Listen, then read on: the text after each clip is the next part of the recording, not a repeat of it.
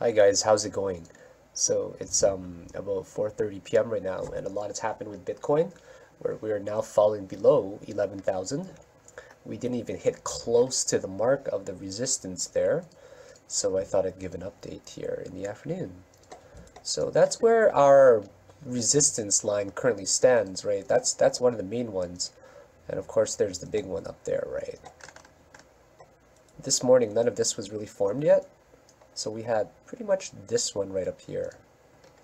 So what a lot of people were hoping for was this, as was I, of course.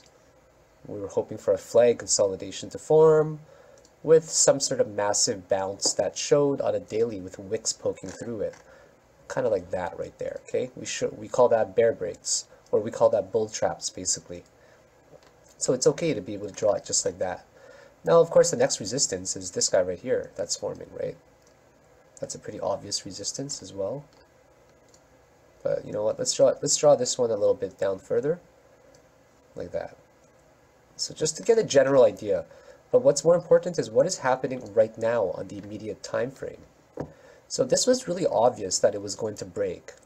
It was forming some sort of wedge pattern in here like that, depending on how you draw it, right?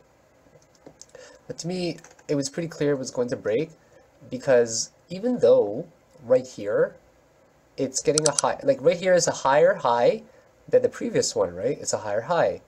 But if you noticed on the RSI is actually lower, right? Or it's just about leveled off. So even though here is about the same height, the strength of the actual move is much lower. Therefore, it is absolutely bound to break, okay? Now we are in some critical moments right now for Bitcoin. Now we didn't even get close to there yet. Now the reason why this was still a big number, 12.8 to 12.3 around there, is because we now need to see how much this one retraces. So this is going to be a key moment, and that's what I've been waiting for pretty much all day for my longer day trade positions or swing hold positions. I'm waiting for this first wave to form and for it to break out. I want to see if it's going to round off somewhere at a very respectable level or not. And I want it to round off pretty much right around here in a bullish zone, above 10,250. That's my magic number. If we round off at around 10,250, that means that all the alts are also going to be consolidating, and a rally is most likely going to be happening. And then if a rally happens, then we get the next impulse waves up, right? We get the next impulse wave up, and this will be the small correction where we only correct the 618 levels about. And then we shoot for these targets around here, 12,800, 12,300, around there. And then after that, we've got some major tests before we can test up there around the 15.5 regions. That's pretty far down the road. So yes, we've got this right here right now. A little bit scary, right? A little bit scary what we have to deal with. I mean, we've got this massive, massive area of consolidation still that is not really breaking yet. We don't have an actual consolidation, but what we do see is some sort of flag consolidation is eventually forming, right? And that's always a good sign as well that we're making some identifiable pattern now. Now, when we were well over here, we couldn't really see what's going on.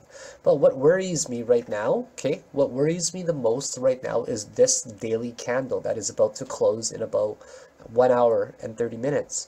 Now, it's shooting star candle. A shooting star candle is implicative that there's still one more wave down, actually, okay? And that's where the other scenario of mine plays into it. The other scenario of mine where there's still 5 waves, and this is basically, just trying to move this here. This is all of 1, that's 2, and that's subwave 1, 2, 3, 4, and 5. So this is 3, 4, and there's still a 5th wave somewhere. And that is where we still have the 8K scenario, right? Right now. So I hope that a lot of this is making sense. This is the 8 to 9K scenario right there still. Okay, the volume is dying off right now, so I'm getting a little bit worried right now, okay?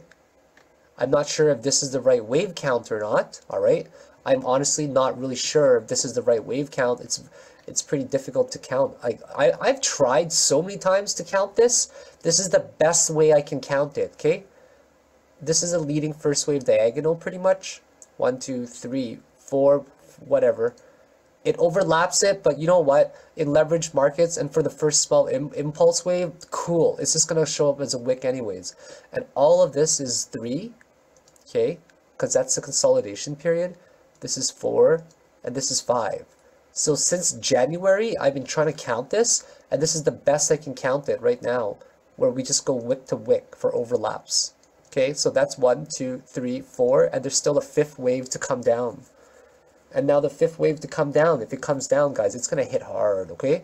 We broke this pattern today already, like I mentioned. Actually, did I go over it? Yeah, we did. We broke this support channel right here already, and that's huge. Huge. Not only that, on the 30-minute chart, we have now officially broken below the 55 EMA. So for the day traders out there, that's a very significant number. And so are for the swing traders. On the 1 hour one, we're probably going to close below it with just the body. And the next candle, we've got a chance to actually successfully close below it. So if this happens, where this is just a simple ABC, okay? Where this does look like it's an ABC. Right here, that's just a simple ABC like that. Then guys, we're still going to get 5 waves coming down. Like, we're still going to get 5 gigantic waves coming down if I'm right. I don't know how else to count it. That's the only way I can count it there. So I've counted all of these individually as well already. And this is the best way to count it. Yeah. So I do think that the main thing to look for right now is to look for this region right here, the retracement, okay? That's what I'm going to be looking for. I'm going to see if it retraces a respectable level, and it actually does show signs of volume and conviction and support. If it does show support around these regions, awesome. We're going to test 12.3, 12.800 ranges. If we don't, guys, right? If we don't, and like aside from Elliott wave in general, if we don't bounce off of one of these levels, then we're absolutely going to be testing that region down over here, because then we'll make one more impulse wave down there. So these are my thoughts on Bitcoin right now. I'm not taking any chances until we get to near around 0.5618 Fibonacci level. And those regions are around, I forgot what number it was, but I wrote it down.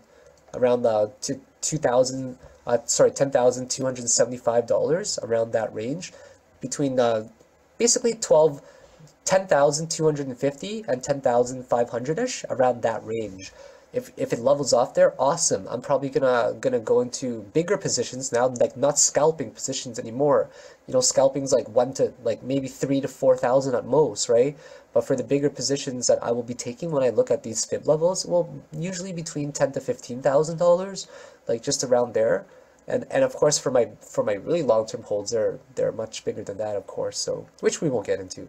So guys, right now, like, we gotta hold at a reasonable Fibonacci level, right? We gotta hold above like even 10,275, 10,500.